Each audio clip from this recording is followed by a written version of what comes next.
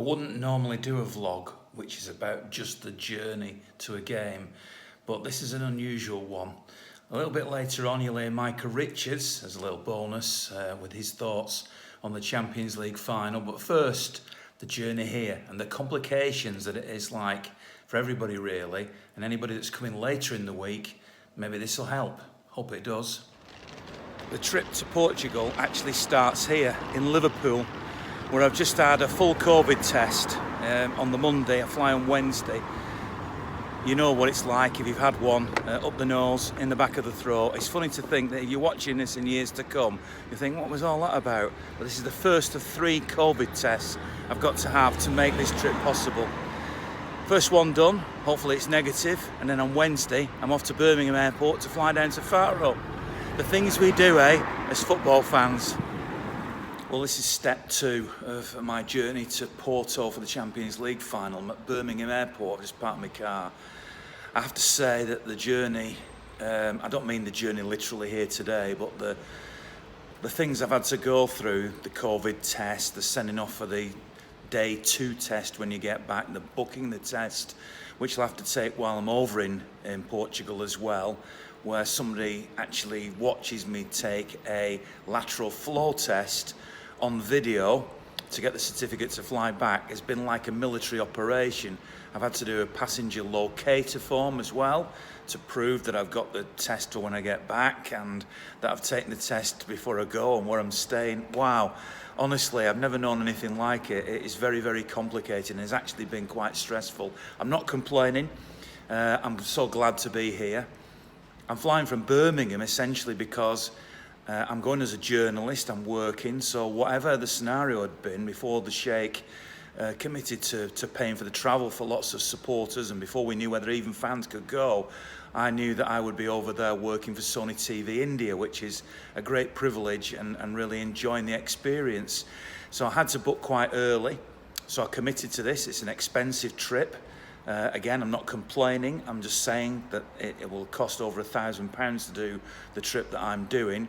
This is to see City in the Champions League final. The next step is to go into the terminal and to see what it's like in there, what documentation they're going to ask for, and then how easy it is to transit through the airport, how busy it is. The flight, of course, I'll have to wear a mask at all times once I'm inside the airport. And then once I get to the other end, to pick up a hire car and drive to my accommodation. So I just thought I'd try and give you a little bit of a feeling of what the journey is like. I will, of course, do a match day vlog as well, which will be much more centred around the game itself, especially when I arrive in Porto on the day of the game. But for now, this is just about what you've got to go through to actually get out to Portugal and be at the game. And again, if you're looking at this in years to come, you'll think, wow, did people really have to do all that just to fly to Portugal and to go to this football match? Well, yes, they did. And this is the second part of that journey. So let's see now what happens once I get into the terminal.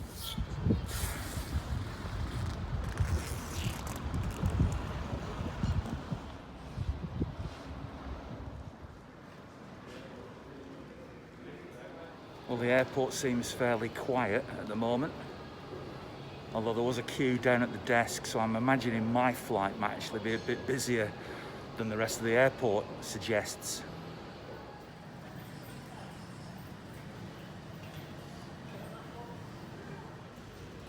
Have you ever seen an airport this empty? This is Birmingham International Airport.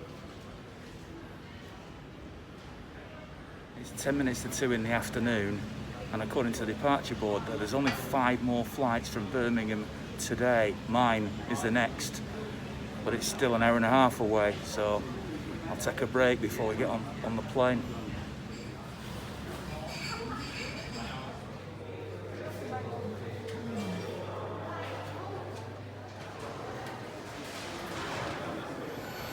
Time to board the flight now. A couple of hours down to Faro.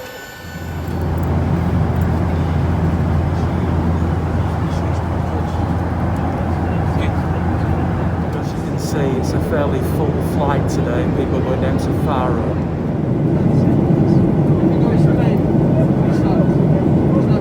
That was fairly straightforward. Straight out. I was just in the queue, I think, at passport control.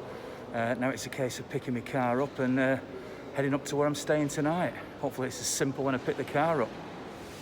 Well, I have to say that was very straightforward. So the reason for doing this video was obviously there's somebody washing a car over there if you wonder what the noise is.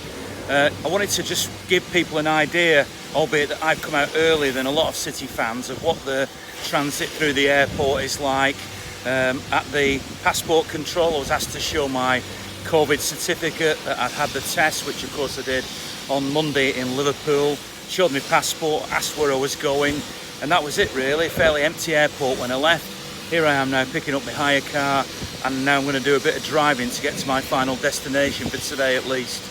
I hope that helps people or reassures people that as long as you've done the right things, i.e. the COVID tests, the rest of it should be relatively straightforward. The flight was packed, there wasn't an empty seat on the plane. A lot of people coming down to the Algarve, I suppose, really for holiday, but not any football fans that I could see. In fact, I was sat next to a Liverpool fan, believe it or not, and I saw a United fan on the plane as well. So I didn't see any City or Liverpool fans, any City or Chelsea fans. I just saw lots of people coming over here to have a good time. So that's the journey. I'll do another vlog, which of course will come certainly on Saturday at the game, if not before. Hope you enjoyed this, and make sure you tune in for the next one.